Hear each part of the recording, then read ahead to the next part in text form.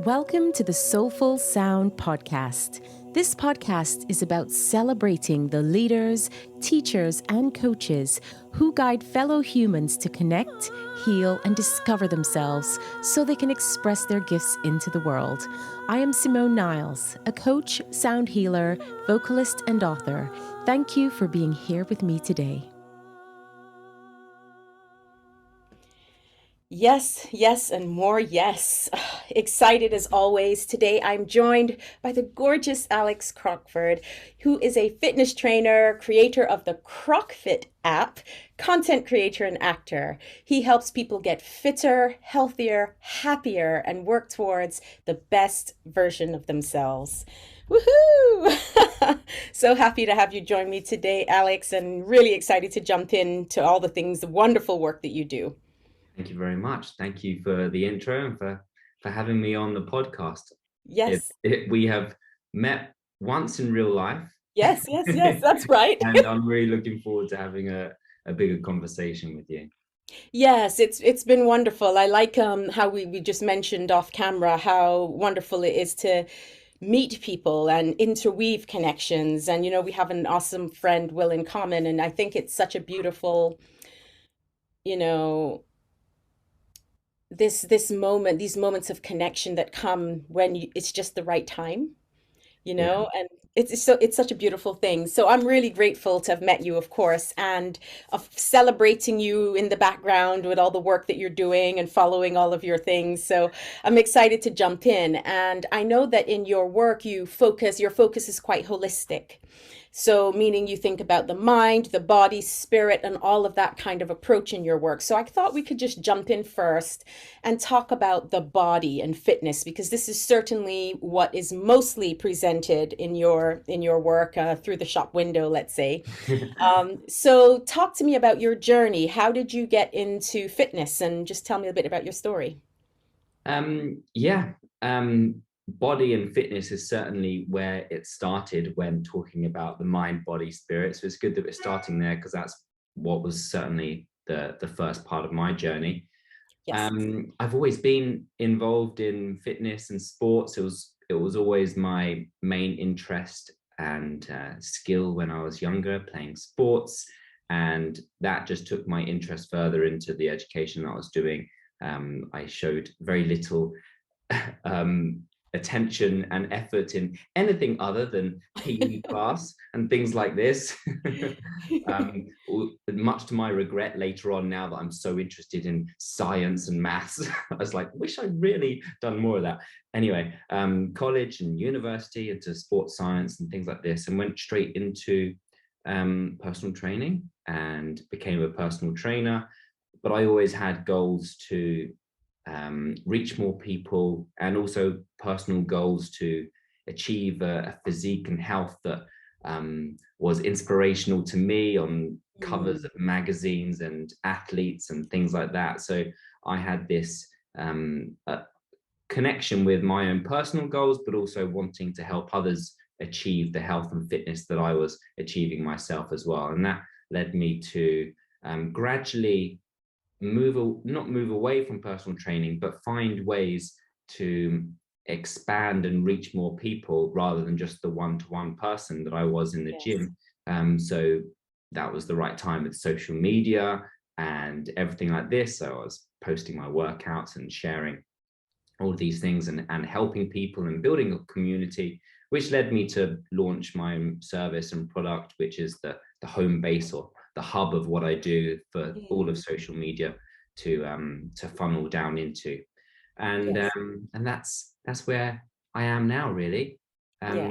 Although that journey, of course, over time has really adjusted. From those early days, it might have been purely aesthetic and wanting to get chiseled abs and to look good, or be strong for football and basketball. But over the years, especially most recent years, it's been more about being healthy, being fit, being injury-free, being able to do the simple things that our body should be able to do, being mobile, being strong, being able to run, these things. So it's adjusted over time, as it does. Yeah, that's beautiful. So there are two things that I want to pull from that. And the first is I know you mentioned about your studies at school. And I have this is a personal thought that I have around that kind of knowing when the time is right. I kind of mentioned that before, in that your mind, your being, your body, your brain wasn't in the place for maths and science then as it is now, right? I would say that I went through a very I mean, my academics were pretty average overall coming through school, but I was always just interested in music. So I was just like, why am I spending my time focusing on all the rest of that when this is where my heart is calling? And it sounds like that was similar. And what's great is that over the years, too, in the journey, as you get older and you do different things, is that the learning never stops. Now I have a much deeper understanding of maths for music, science for sound healing. There's just so much coming through in the way that is so receptive, which I would think for you now is the same in your, you definitely will have that happening looking at the body, like you said, the body science and the maths and understanding how much is needed through the gifts that you felt called to do. Yeah, that's so true. Like you said about the timing of it all, Mm, and you return back to certain things that wasn't an interest before, but now you yes, look at it with fresh eyes from another perspective, with the journey and wisdom you've gone through. You think now I'm actually really interested in that because it connects with that thing that right. that I'm learning from. So Yeah. Do you feel called to use your voice and sound in a healing capacity? Learn how to use your voice therapeutically to facilitate healing and well being.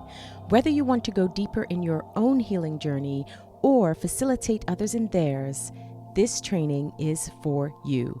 This online training runs over 5 weekends and offers theory, practice, resources, and support on your path to becoming a qualified sound healer and for your personal healing journey. Yeah. I Yeah. totally agree. This is so cool. And then the second part was this journey from the outer to the inner, back to the outer, and I'll explain what I mean. The aesthetics, chiseled, looking good, really all of this, to the inner, okay, well, I also, want to be fit and I want to be healthy and I want to feel good inside, to outer sharing this path with other people. And the reason I like to talk about that, because a lot of my work is around alignment, and I like to think of alignment as a revolving door between the inner and outer worlds, and our inner universe and the outer world, because what are we aligning to? So it sounds like for me, you've been on this journey of alignment, which has led you to feel that calling to share all the things that you're learning, have learned, and continue to learn with other people through fitness and health and well-being, which is amazing. Yeah, this is all so true. And you have to go through that journey to then want to share it. And so many people that I I meet or I'm helping, I can see at what stage of the journey Mm, they might be at, knowing that we're all on very individual journeys and timeframes and orders. But when I get a feel of, oh, they're saying that they just want this and this, because I have a greater wisdom about health and fitness that than they might, I might help guide them through a particular path that is more connected to that inner outer relationship that you just spoke about, which yeah. ultimately leads to more success. Because if you just want to build muscle and get lean without any connection to anything else that we're going to talk about, then usually you don't get the best results, not for a long-term, sustainable, meaningful way anyway.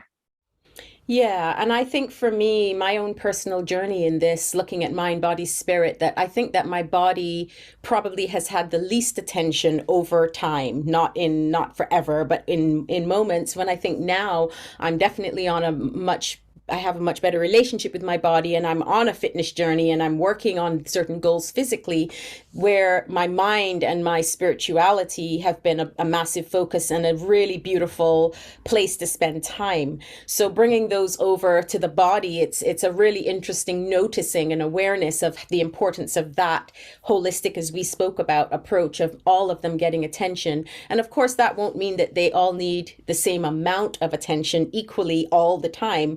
But Mm. where you pivot is, I guess based on what it is that you feel is most aligned and what you need, what's going to benefit you the most. You spoke about bringing people into the best version of themselves. Mm. So, what does that mean? Which is really cool. What is the best version of ourselves?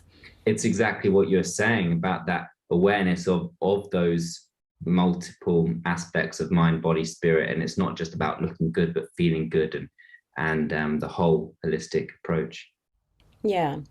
Well, I notice certainly in terms of fitness for me personally, I am definitely much more interested in weights. I've not been a class bunny and running around and doing all the different classes in the gym, which I'm sure are great.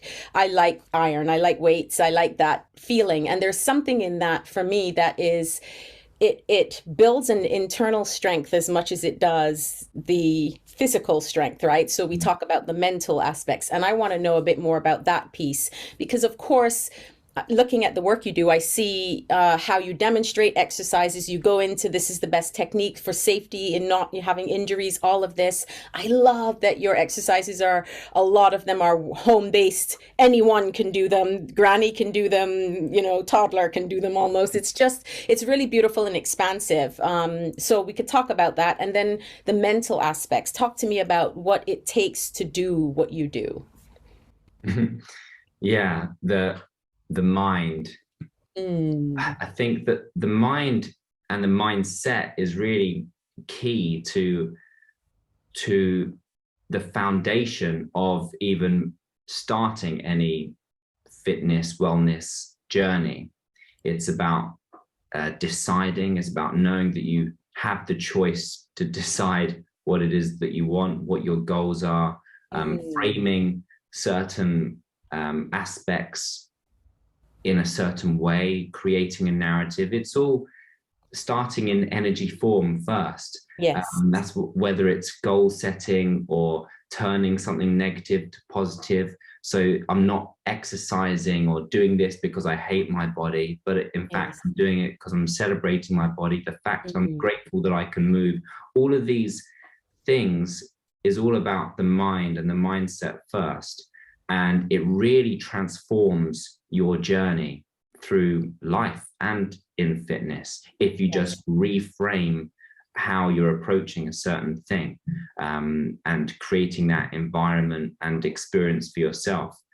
And goal setting, for example, is not just about writing it down so you can set a goal, but I really think that having that intention is really powerful because you're creating it. And if you go through proper goal setting that I try to teach, where it's a lot more mental rather than just writing it down, but visualization in your mind, if you can go into a meditation or a calm, quiet space where you can feel and visualize having achieved a certain goal in fitness or anything in life, creating it in energy form, in mind form, on your mental screen, is all part of the process of whether you want to believe that that helps make it come true.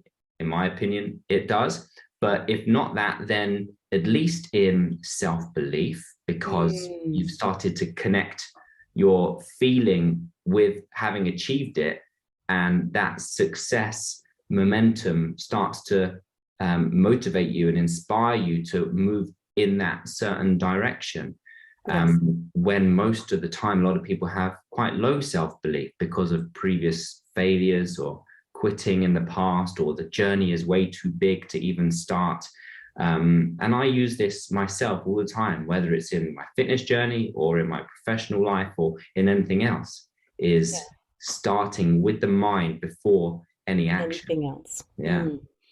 Beautiful. And what I love is that you kind of brought the nuance, because I use the words very differently, of goal setting and intention, because for me they're very different. Goal setting is often, in my way of looking at it, about what you do, and intention is setting up the state of how you want to be in order to do. So I work a lot with intention in my work. It's actually, I would say it's a formula in sound healing, that frequency plus intention equals healing. I think it's Jonathan Goldman that said that. And it's an interesting one, because one without the other, it creates an imbalance. Frequency is one thing, but when you add intention, or intention's one thing, but when you add frequency. So for me, what you're talking about is setting up that state of being how do you want to show up to this, Yeah. right? Whatever that is for you. And then here are the goals. Now, I know that I want to get fit and healthy, and I want to build some muscle mass, and I want to all the other things that will come along with how do I want to show up. So I think that's really a really good distinction to make. And I personally use that a lot in my work and life as well. Yeah, thank So you. Yeah. a really quick question about that. I wonder how much that's integrated in your workouts. So, would you say that you set an intention for the day and that whole space for everything? Or do you kind of feel like, okay, I'm about to work out, I'm going into this space now, and this, let's say this exercise, this is the intention for this, or this exercise, this is the intention for this. How do you work with it, you personally? Probably a variety of ways. I think the more important, or the more nervous I am of something, or the more I'm building up to something, the more time I will spend, or the more effort I will do to create that intention beforehand. If it's something Mm, really natural that I'm doing every single day, I might not go through any specific intention consciously anyway.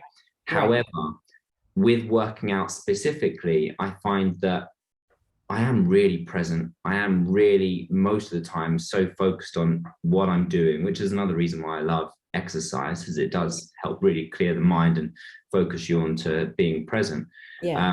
And therefore, the intention of a specific exercise and the muscles working and the technique I need to use, that intention is happening in the moment most of the time. Or if it's a big scary exercise, then maybe moments beforehand, I would think about the intention. So it really varies depending on what it is.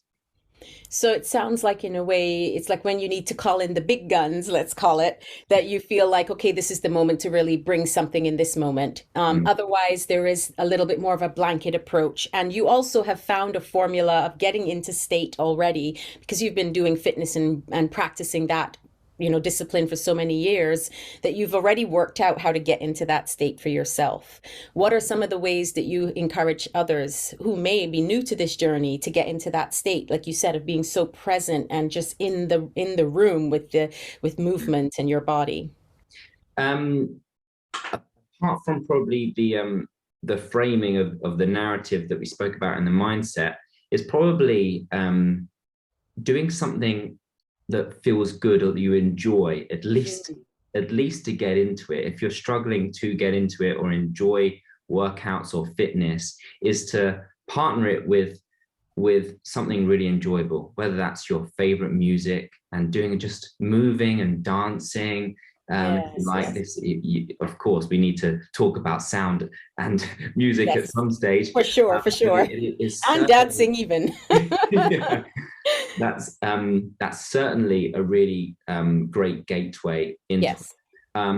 And a warm-up can be different for everybody, but a warm-up, I find, is not just for your body, but it's for your mind, and for that intention piece as well, where you might Mm, enjoy your music, or you're starting slow in the body, and to follow what feels good, because yeah, exercise can feel good in the of moment. course. Yes, you've got to work hard, you've got to push through and push through your comfort zone and burn the muscles and sweat and be under a bit of stress sometimes, but generally it's enjoyable Hmm. when you follow what feels good. So Yeah.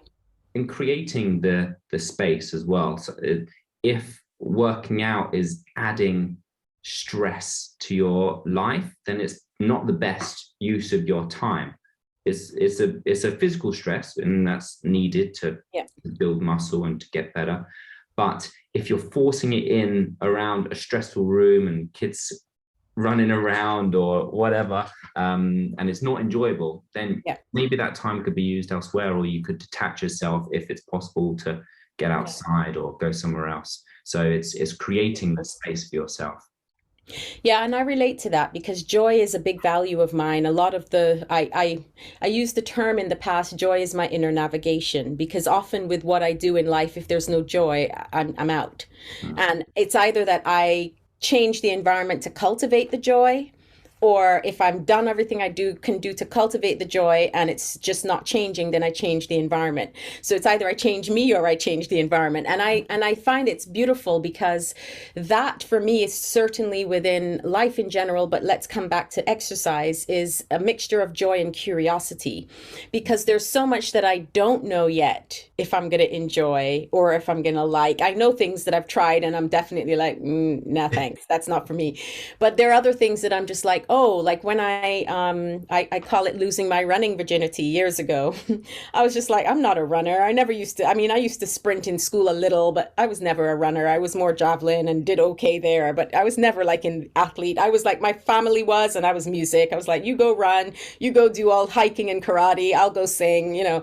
So for me, running was an interesting one. And I remembered when I first started, it was after having, I think, my second child. And I was like, okay, if I can just run for like 10 minutes, I'll be so happy, because I just think this is like, I'm not a runner, you know?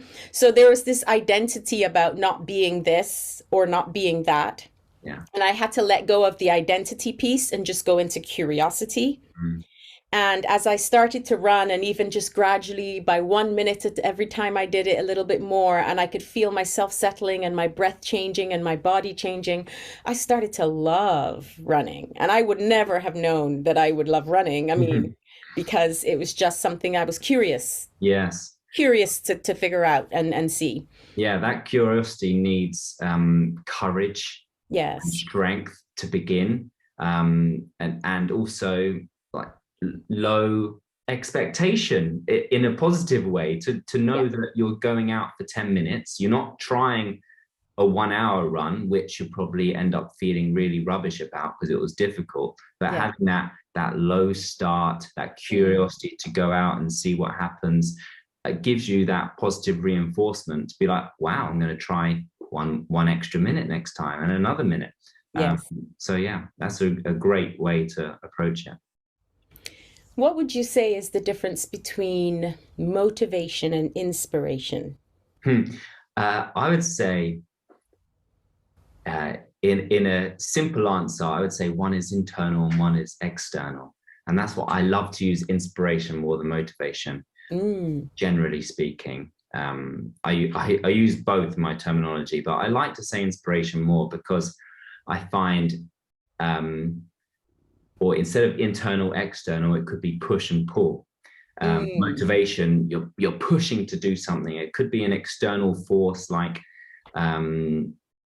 maybe fear of not achieving something, or jealousy of somebody else, or wanting to look or be like somebody else. Motivation to look the best I can to make this person happy, or something. Whereas inspiration, I find, is something that really pulls you instead of pushes you, and it's internal. You could close all your external environments off, and you still feel really pulled and inspired to do something for yourself. And we haven't spoken about spirit, but maybe it's really calling to your spirit, your soul. This is something that's really to you. Whereas motivation can't be 100% of the time, that it goes up and down, and that's fine. And sometimes you feel super motivated and you can use it at that point to get through something, but it might not be in alignment, like you said, to what's right for you. You might just be pushing through it for a particular goal that might not be aligned to you. Whereas if you're feeling truly inspired, then you are in alignment to your path and what's right for you at that time. I love that you've kind of brought the comparison to push and pull, right? In terms of thinking of exercises and what you do with your muscle groups and things like that. Do you feel that, and I prefer the push and pull to the internal, external personally, because I feel like you can have inner motivation too. So I'm like that you've shifted that. Do you feel that the motivation piece, let's come back to the motivation piece, is something, I know you said you personally talk more about inspiration in your work, but do you think that that is something that is achieved only through the maybe comparison of other, or doing something on the outside? So for example, for me, motivation comes comes into, it's linked to inspiration. It's like almost like it's the other side of the coin, that you're motivated to do something because you're inspired by what's Mm. possible. You're Yeah. motivated to do. So again, it feels like a do and be thing. Yeah. Yeah, that's really true. Yeah. Maybe if it is two sides of the same coin, and if you're motivated by the foundation of something that you're inspired by, then that's a pure positive motivation. So I like that you've built upon that. It doesn't have to be something Yeah. completely external the whole time, but I think it's important to understand and be self-aware of what it is that you're motivated by, and is Yes. it a positive or negative feeling that I'm feeling? Am I doing this because of a unsteady foundation of something negative that's not aligned to myself, or am I feeling motivated because I'm really inspired by that goal or that action? So Yeah. it's Yeah. difficult to Pin decide it down, right? meaning of a word, uh, Mm. but having the self-awareness of what it means to you is Exactly. important. Yes. And I know for me, personally, again, in let's say in the fitness side of things, I'm inspired by others' journey, which is like, wow, you've done this, you've achieved that, that's incredible. I'm inspired by obviously my own potential and possibility in the growth of me as a being, my body, and all of this. But I think about motivation, there's a part of me that enjoys competition. And when I say competition, I'm competing with myself, my efforts, yesterday's efforts, what I did last week, what I did last month. And that is coupled with seeing others' results. I don't feel like I'm competing with other people, but Mm, I love that I could be inspired by somebody else's journey and somebody else's level of fitness. Because if you are ahead of me on the journey, I have something to look forward to. mm, Right. yes. And that brings in, there's a level of competition in that. So I wanted to know if you, what are your thoughts on healthy competition? Because I know that there's unhealthy, but what are Yeah. your thoughts of healthy competition? Well, yeah, I agree that the competition with you versus you is the ultimate competition, Mm, and using others or external competition can certainly be healthy. I think if it does inspire the best out of you because it resonates with what they're achieving, yes. not from a jealousy point of view, or I wish I had what they had, but more of a wow, I saw Mm, where they were, which is where I was or am, and they've achieved that. That resonates with me because they were where I was. So yes. if you're making a connection with being similar in some way, and that just like fuels a fire of self-belief because they were where I was once, so Mm, I know that I can achieve that as well. And then competition, I think, also brings the best out of you. Sometimes it helps, gives you that fire to keep pushing forwards, yeah. Yeah. and getting the best out of you. Sometimes it's difficult to find that just from yourself. If you don't know what's possible, you don't know what the limits are with others around you. So that really does help lift us all up. Yeah. Beautiful. Yes, I agree. And I like the expansion of that. Um, oh, how wonderful. Do you, how much of this do you, well, I want to go into spirit now, but how much of this do you you really use in your work? Like I know I've looked at, obviously I've checked your workout and I see a lot of the physical aspects. Would, is this covered, this part covered with your clients too? A lot of the mindset and all of those things. Is that something you talk about a lot and share a lot about? Yeah, I do my best to make sure that it is a big part of the conversation. Great. Although fitness and workout programs are the key part of it, I have documents and parts of the app that are alongside the workouts, as well as weekly calls and group meetings where it is all about mindset and nutrition and lifestyle, Amazing, amazing. to make sure that people are looking at these aspects as well. Yes, all angles. Amazing. Yes. Yeah. Spirit. Let's go into spirit, because this is a piece that I think is often not necessarily consciously, but neglected when we think about body and when we think about fitness or exercise. What is your spiritual practice? Tell me a bit about your journey into spirituality. Mm, my journey into spirituality.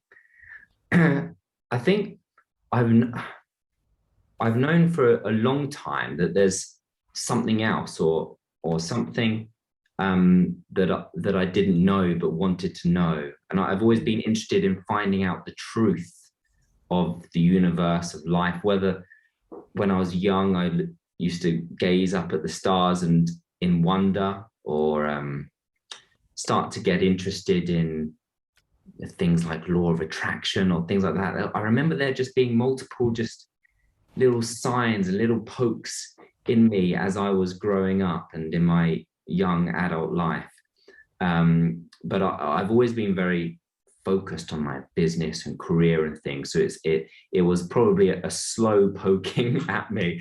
But saying that, I was also, whilst I was really interested in building success in my career, I would often use more spiritual foundations to get there, not just pure action. I would do visualization and law of attraction and talking about my goals and pretending or saying like I've achieved things. So those aspects were always a part of me, but I would say compared to now, a very limited understanding of it all. And then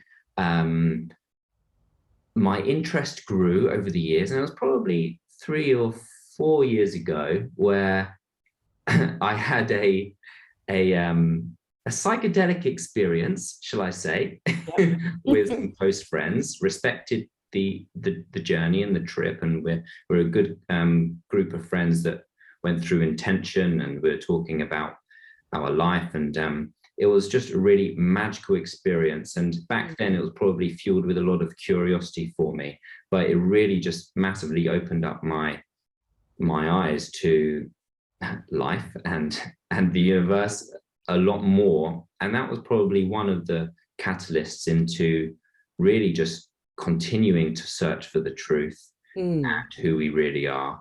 And then bit by bit, universe and spirit started to show itself in more ways as I started to become more self-aware of coincidences that weren't coincidences, and people that would show up and say this, or have you looked at that, and becoming aware of the books that show up or the videos that show up. And bit by bit, I was deep into finding out more and more and more. And also the fact that it was resonating more and more and more with what I felt like I was looking for a long time as well, which is hard to explain. And then that's led me to recent times where I've started to practice a lot more of my spiritual practices, from daily meditations, probably being the main aspect. For over a year, maybe a couple of years, I have done daily meditations, whether it's sometimes 5 minutes or half an hour, to also jumping into less common or traditional therapies for my body and for my healing. Not a physio session or a massage session, which I've done for many years, but I came to see you for a sound therapy session. Yes. I've had Reiki in some other sessions and some other sound sessions, and as well as some breath work and meditation with Will, who we spoke about, and I did a course there. So I've really kind of thrown myself into some of these practices and have really noticed the changes in myself and the releasing of aspects of me. It feels like an expandedness of me that's just gradually on this journey, and it's never ending. Oh gosh, no, it's never ending. Yes. No, never ends. And I think that's the beauty of it, right? We are on this amazing journey and self, coming back to self. I wouldn't necessarily say enlightenment and self-realization. I find these words are thrown around quite a lot, but let's say coming back to self. And I think that, I'm hearing the same thread through the body and the mind, and now coming to spirit, that there is an element of curiosity there, right? Their curiosity to understand what you don't know. There's the inspiration because you feel called to understand. And then there's the motivation because you feel like it's important to put something in practice. So it's really beautiful to see how that thread has obviously weaves through you and your work and your approach. And so now, of course, I know that your spiritual practice is your spiritual practice and that's your journey. How much of it kind of influences now that you're on this journey, the work that you're doing, and do you share any of these elements with clients at all? Yeah, I feel like what I'm finding and experiencing is really big. I feel like what we're talking about now is really important in this world. Yes. And I can't go on this journey as a secret. It feels like it's so valuable and aligns so much with my passion of helping people get fitter, healthier, and happier and their best selves, that I know that having a spiritual foundation is absolutely critical to all of these aspects. So although I've built up a brand and a page that's quite visual on the physical body and fitness, I can't just overnight switch my my route, but I am just feeding in multiple aspects of mindset and spirituality in there. And having a big following is difficult because you're always going to get some conflicting opinions and messages. For sure. When I take a photo of my crystals, I'll get a message saying you're a pseudo-scientist, blah blah blah blah blah. so I get challenged now and again, but I feel like it's all a reason to help me believe and trust and let go at the same time, and to do what feels right for me to be called to. So yes, I know that my work here isn't to post about things on Instagram and share with the world. I feel like it's more about who I am and who we are being. Yes, that carries probably the biggest impact on a vibration frequency level. Yes. But I do try to have it impacting my work as well, because I really believe and understand and would love to help other people understand.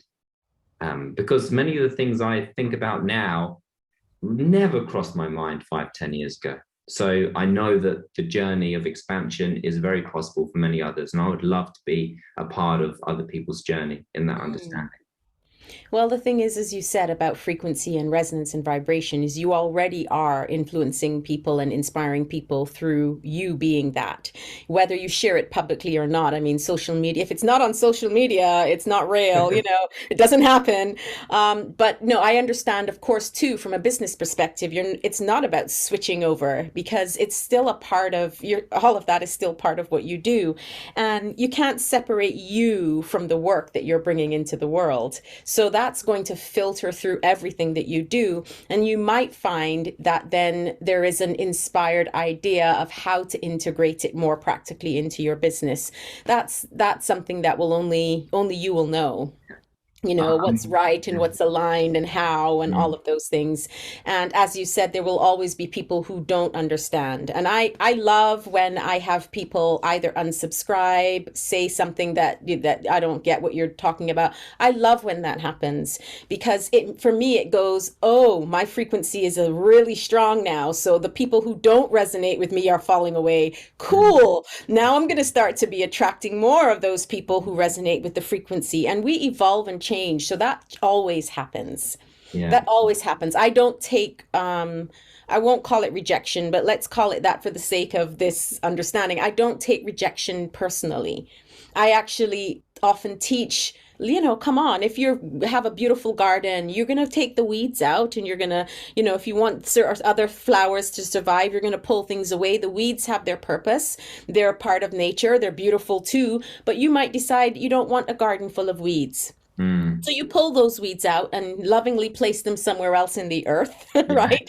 And for recycling or whatever. But then you have the garden that you want and that you're cultivating, and all the beauty that you're wanting to bring. And so I love when I hear people say what you've just said, because for me, it's like, great, the frequency and resonance is starting to really rev up now. So there will be those people who will go, oh, this, that, and that's cool.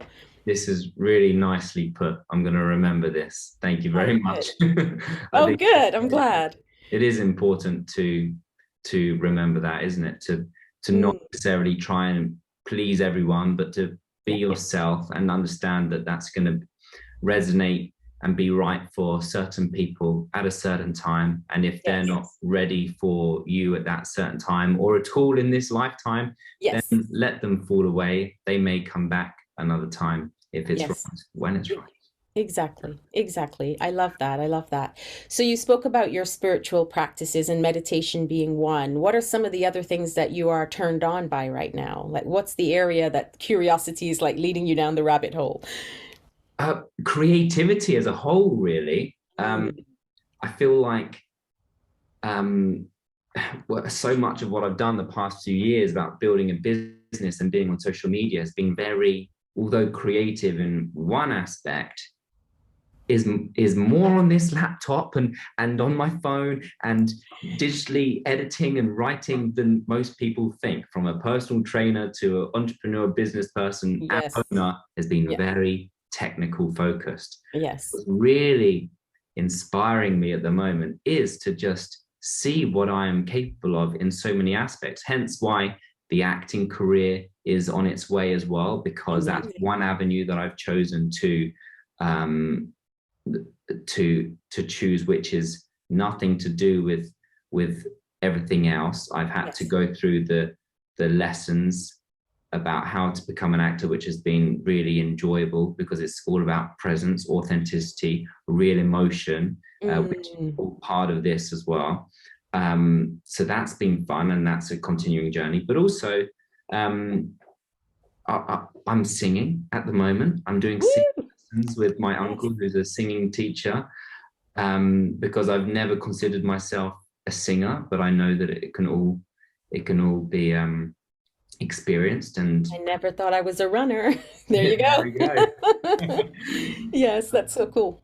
And musically as well. So I've got a guitar. I'd like to continue practicing. I'd like to write. So really, honestly, I'm really open to just being an avenue for the universe to channel through whatever it wants from me. And sometimes I feel like aspects of my life blocks that out a little bit. So it's really important for me to allow the space and the time to just be present and creative in all these various ways.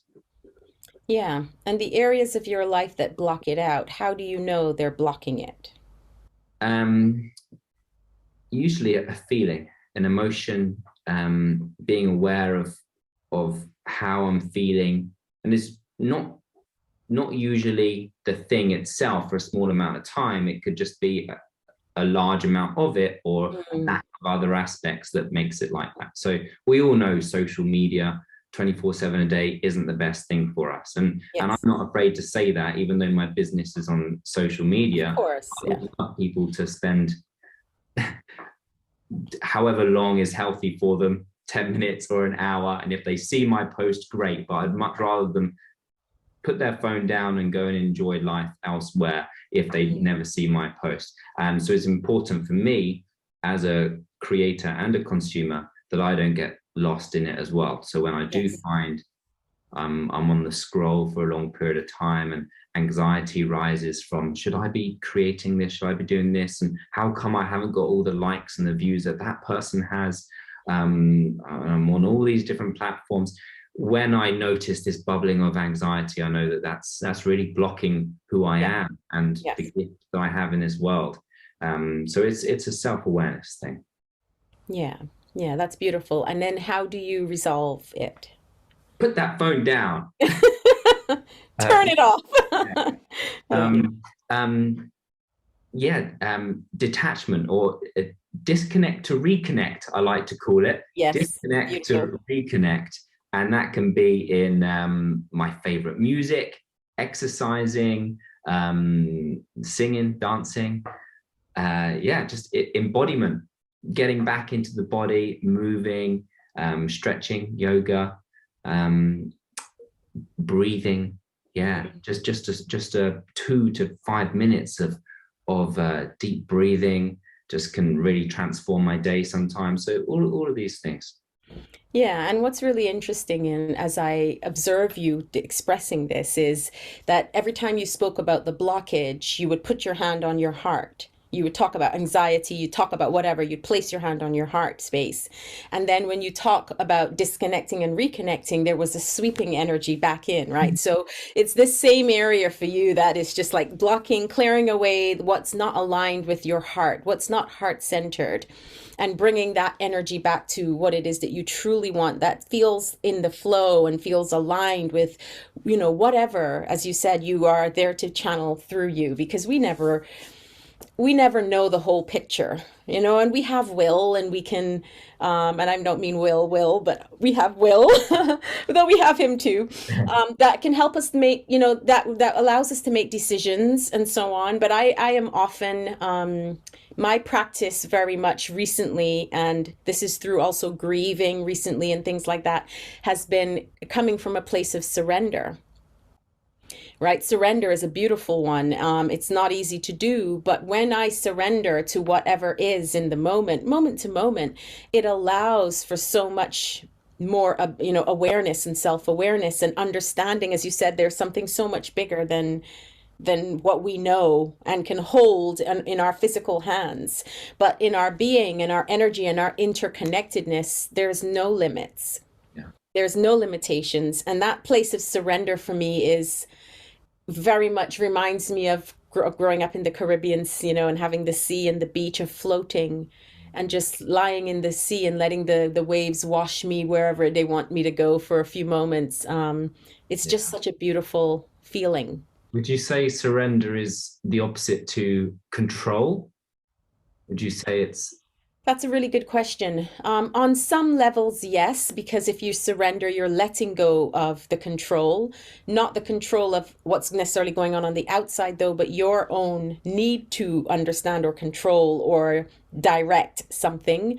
Surrendering. So there is an opposition, I guess is a good word there, where you can't have one and the other at the same time. Yeah.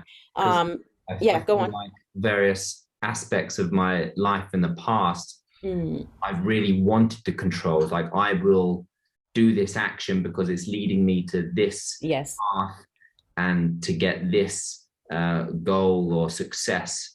And very rarely has it worked out like that. And through the patterns and repetitions of life and the wisdom you gain, I'm now at a place of a lot more surrendering and letting Yes. go of control, knowing that if I turn up with those intentions, Yes. with the goals in mind, and being a kind person and looking after my frequency and doing the things that I love, then Mm, I can surrender to the outcomes. beautiful. And I feel more at peace now than ever before. I think Mm, I've always battled with ambition and being able to be happy in the present, because I'm so driven for the next success that I really want in this life. And that's yeah. not a bad thing, but it's often left me at less peace because I'm striving for it. And Yeah. those goals are still there, but I'm at a lot more gratitude and peace for just right now, because I guess it's there's a lot of trust and faith in I am where I need to be right now, and that's all that matters. And I will let it flow to me, like maybe laying back in the Caribbean Sea. That would Where be... you go. Barbados, here we come. The thing that I like that you said, and I want to pull it out because I think this very often misunderstood. Surrender doesn't mean passive. So surrendering and letting go to the flow doesn't mean that you stop everything and do nothing. Sometimes it does. But you can be ambitious and driven and do all the things that you want to do. What the surrender offers, as you said, is that peace through it, that gratitude to it, not always having to feel like it has to be hard or a struggle to achieve it. It allows you to tap into an inner knowing and a frequency that feels more with ease and flow in whatever it is that you're doing. For the whole of 2022, maybe even before that, I used the mantra ease and flow. I wanted ease and flow in my life across the board, and I used it in all sorts of ways. And anyone that knows me well has heard me use this phrase a lot. Oh, there's no ease and there's no flow, I'm out. Like I said with joy, right? I kind of take the sword and I'm like, ching, that's not good. I'm not happening. It's not happening. Shing, that's not ease and flow. No, no. But more importantly, it's about choosing the state that I wanted to, like we spoke about the intention, the state that I wanted to be in with a lot of my work. So even with the podcasts, for example, that I do, as we mentioned before, and you would have received in my invitation, I love being in the flow of conversations. I, of course, will research my guests. I will, of course, look at what you're doing, and so that I can guide the conversation around you and your amazing work, because that's the podcast. I'm celebrating that. And at the same time, I don't know where we're going to go. I didn't know we would end up here, right? Talking about surrender, perhaps, or anything like this. But what I love is that there's this ease and flow in that moment of just allowing myself to go where I'm guided and go where I'm led.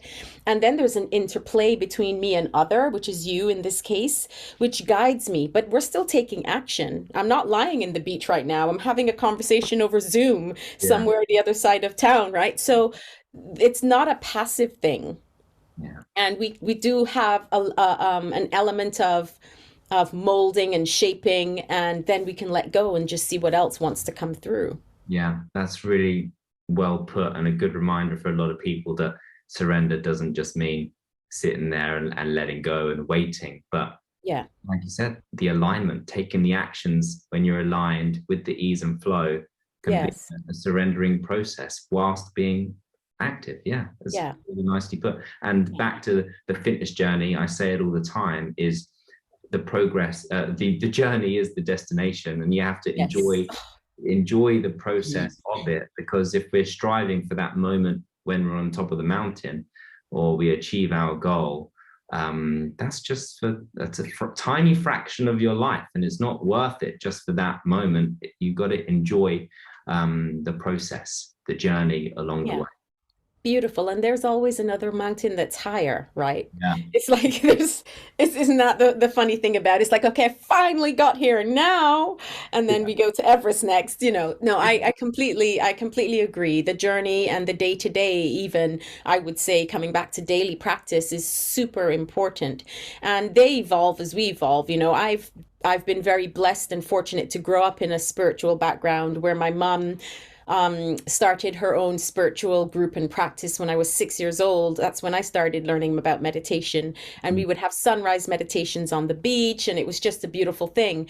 I didn't always want to do it then, but this was her giving us discipline and going, well, you just sit there silently for not telling us what to feel or how to experience it, but just, like you said, creating the space for it. And so meditation has been, I guess I would say, a lifelong practice of mine. Do I do it every single day? In some shape or form, I'd say yes, because now for me, meditation doesn't take sitting down in quietly, having my cushions, having the room, like you see in the background, all of my crystals and my chimes and everything. Sometimes I could be sitting on a bus, or I could be just walking, or I could be in the car, parked somewhere, and just focus inward. Meditation comes for me through my work too, and sounding and singing and holding space for people. So there's always an element of silence, letting go and letting flow in from moment to moment. And I think that's so important, whatever the practice is. Yeah, that's amazing.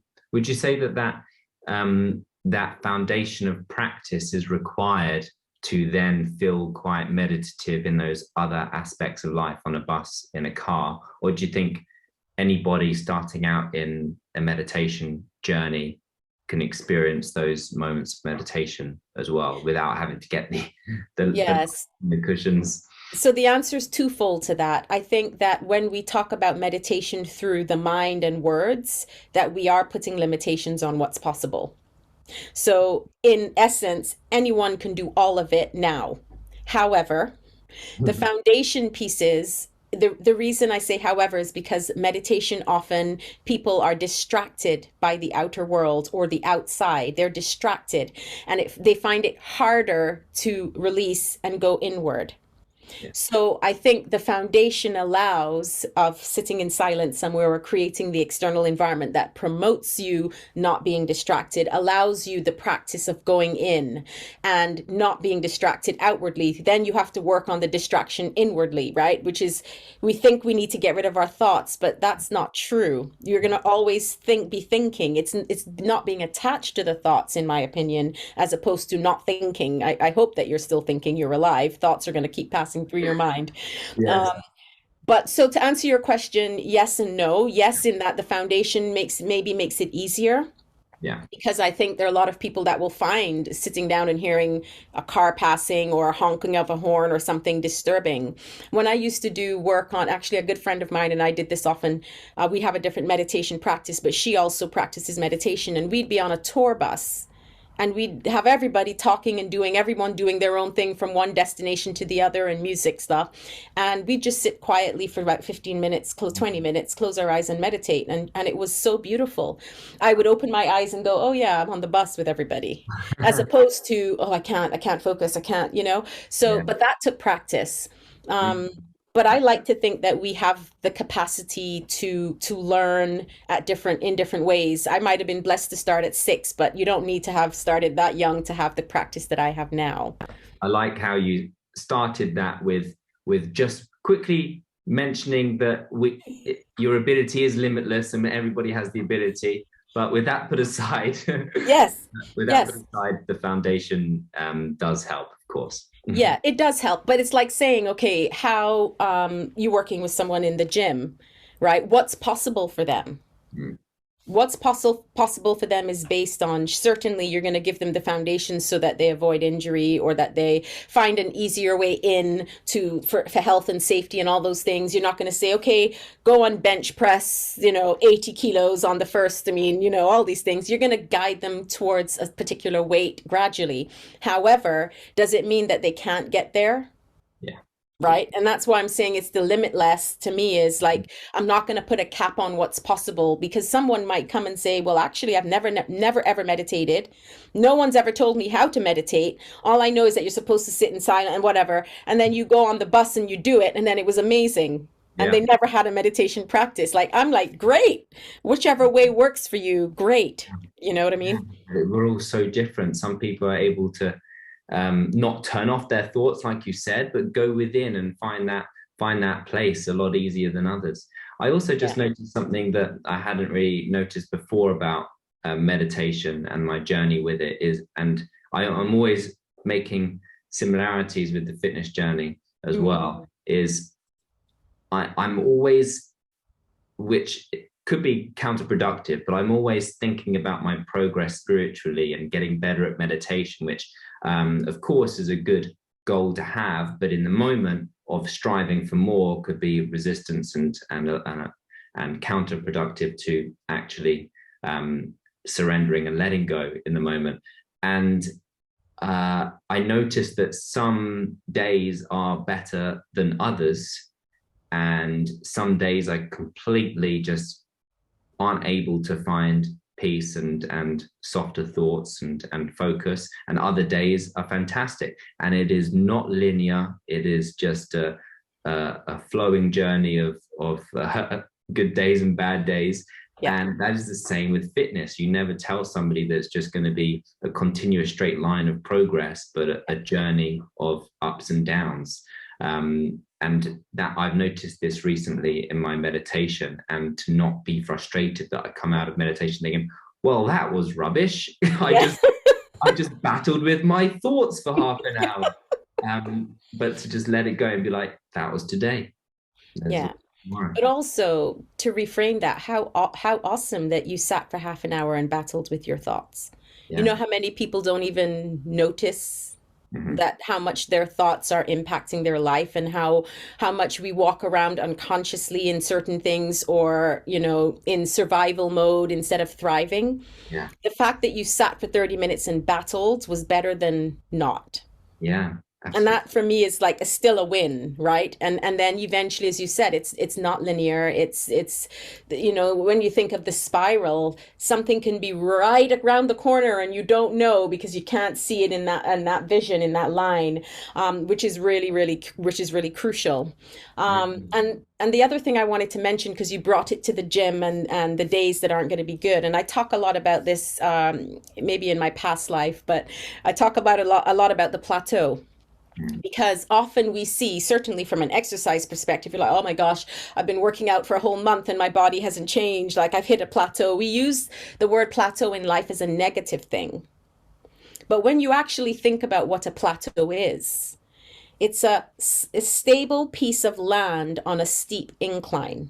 Now, Mm. I don't know about you, but if I'm climbing Everest and the winds are going and I'm all over the place and I'm holding on and I'm plotting my way and the temperature and all these things are going on, I'm going to be so grateful for this plateau that's just above me, so that I can stop and have some water. I can look back and go, okay, this is what I've achieved so far. I can look up and make any adjustments and refine things because something in the journey has shifted. That plateau is going to be super, like appreciated, as I love opposed that. to something else. So for Yeah. me, enjoy those moments of Mm. battling with your thoughts, and just notice. Yeah. That's it. Just a noticing. I love that. It's like taking stock on stable ground. I've achieved all of this, and now I'm Yes. I'm here, stable, Yes. strong, breathe. Yes. Now, where can I go once I've kind of Exactly. re-sorted myself out? That's really, really nice. I'm going to remember that one as well. Oh, amazing. Yay. And the interesting thing about it is you might actually go, I'm really happy on this plateau. I actually don't think I want to go to the peak anymore. How about I swing over to that side instead, as opposed to thinking like it's going up to the neck, you might actually pivot. And Mm. like you were saying, and you're doing acting and singing and all of this call, this inspiration, this shifting that you're doing is that pivot in some way that's serving your soul, right? Yeah, this is so true. And also, the spiral is a great way to look at a journey as well. Yeah. So I'm glad that you brought that up, an Mm. upward spiral that's not a continuous straight line upwards. Oh, But yeah. even if you go through patterns of ups and downs, the overall journey is on its way up. Yeah. Yeah. How incredible. Yeah. I love it. Well, I love your curiosity and your energy and all the insights that you've shared. I always like to ask my guests this question, and this is nothing to do with your work per se, but what sound do you love? Hmm. What sound do I love? I would say the ocean or the sea crashing up against the shore. Hmm. I live in Surrey, so I'm not near any water, but I lived in Spain by the sea for a year and got home about 7, 8 months ago. And we used to take walks by the sea and hear it. So to be back for 7, 8 months feels like I missed it. And I visited my granddad down south by Bognor, and we took a quick walk by the sea, and I just closed my eyes, thought, oh, there it is again. It's so Oh, comforting and nice. So that's one sound that came to my mind. that's beautiful. And the good thing is you don't have to be by the sea to hear the sea sounds. No, you don't. You know, I know it's not the same necessarily, but I think we can journey wherever we want. Like, and you would have experienced different levels of this, I'm sure, in your meditation practice, where you just feel like you're not even in the room or the space, or you're out of your body somewhat, or you're just floating somewhere. And so because we can do these things, you can be on the beach listening to the waves whenever you want. Yeah, you so And can. and that's what's beautiful. And coming from the Caribbean and being in the UK for, in a few days, 26 Wow. years. in a few Wow. days. 26 years. Wow, indeed. I can vouch for not hearing the sea and all of that and just taking myself back there and actually talking about it now. I can even smell what it's like in the first tides of the morning. It's such a Yes. beautiful thing. And it just shows that that multi-sensory experience doesn't have Yeah. to be external. You can go there and create that. And so many people, I don't know, but it's just incredible to take your time to Yes. go within, do the meditation, and experience these things because they're all there, accessible if you want to access it. Yeah, incredible. And even just from a mind perspective, the unconscious mind doesn't know the difference between imagination and reality. Yeah. So we might as well, this is why visualization is so powerful. We might as well imagine the most beautiful, wonderful things for our lives and ourselves and our people and our clients and all of these things, because that's what's going to be then supported. Yeah. And then you're attracting more of that life in and that feeling in. Yes, so cool. I could sit and talk to you all day. Yeah. Yeah. Let's keep I going. could sit and talk to you all day. And I think actually we're going to have to do this again. Whether it's on camera or not, we will keep the conversation going for sure. Yeah. And I just want to say thank you so much, first of all, for your presence today, because I feel that, and it's amazing to have you here with me and to share your yumminess with the world. And so grateful for the work that you do, helping people to be fitter, healthier, happier, and going towards that best version of themselves. So thank you, thank you, thank you, Alex. Thank you so much for having me on your platform and giving me the ability to have a conversation about these things. I really, Yeah, amazing. And my final question to you is, what is your soulful sound to the world? And that is a self prayer or desire that you wish upon the world.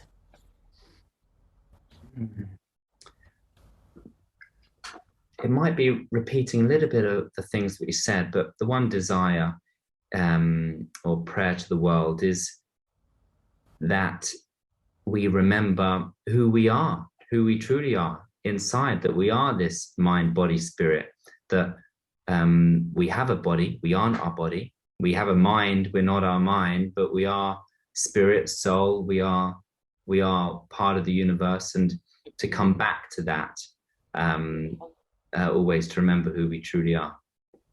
That's incredible. Thank you so much. I will make sure that all of your links and the CrockFit app and everything is available for people to check out under this episode. Thanks again for your time. Thank you so much. Thanks so much for tuning in. I hope you've enjoyed this episode. Please feel free to share it with your friends and remember to subscribe. From my heart to yours, sending you love, healing, and sound wherever you are.